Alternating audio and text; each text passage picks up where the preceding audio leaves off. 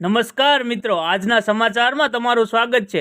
દેશ, દુનિયા અને ગુજરાતના તાજા, મોટા અને મહત્વના સમાચાર જાણીએ તે પહેલા ચેનલમાં નવા હોય તો ચેનલને સબસ્ક્રાઇબ અને લાઇક કરી દેજો।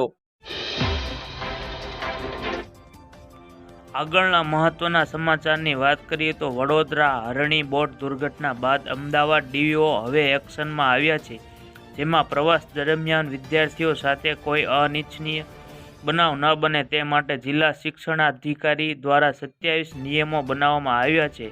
તેમજ જો કોઈ પણ શાળા પ્રવાસ દરમિયાન આ નિયમોનું પાલન નહીં કરે તો તેમની સામે કડક કાર્યવાહી પણ કરવામાં આવશે, શિક્ષણાધિકારી પાસેથી જાણવા મળ્યું હતું।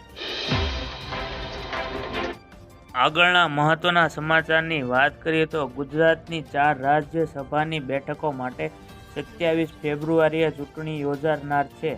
આ ચૂંટણીમાં 4 બેઠકો પર ભાજપના ઉમેદવારોની બિનહરીફ જીતે તેવું લગભગ ફાઇનલ જેવું સમીકરણોના આધારે કહી શકાય છે।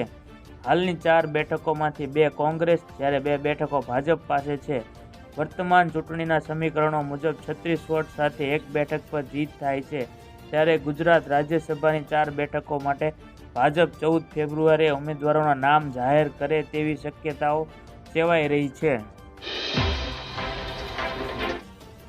આગળના મહત્વના સમાચારની વાત કરીએ તો ઉત્તર ભારતમાં ફરી એકવાર હવામાનમાં પલટો આવવાનો છે।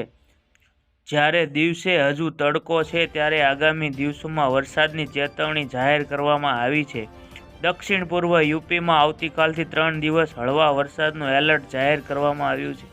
આ સિવાય મધ્ય ભારતમાં આજથી 13 ફેબ્રુઆરી સુધી હળવા મધ્ય વરસાદની વાવાઝોડાની ચેતવણી જાહેર કરવામાં આવી છે। આગળના મહત્વના સમાચારની વાત કરીએ તો લોકસભાની ચૂંટણીઓના પડધમ વચ્ચે ભાજપનું ગાંવ ચલો અભિયાન શરૂ થયું છે, જેની શરૂઆત ગઈકાલે રાજ્યના મુખ્યમંત્રી ભૂપેન્દ્ર પટેલે વડગામના જલોત્રા ગામે પહોંચીને કરાવી છે। ગઈકાલે જલોત્રા ગામે પહોંચેલા મુખ્યમંત્રી ભૂપેન્દ્ર પટેલે ગામના અલગ અલગ મંદિરોના દર્શન કર્યા અને તે બાદ રાત્રે જલોત્રા ગામના ખેડૂતના ઘરે રાતવાસો કરી વહેલી સવારથી જ ખેડૂતો સાથે ખાટલા બેઠક યોજી હતી। ગામમાં અલગ અલગ વિસ્તારોમાં ગામના લોકો સાથે સીએમએ બેઠક કરી હતી।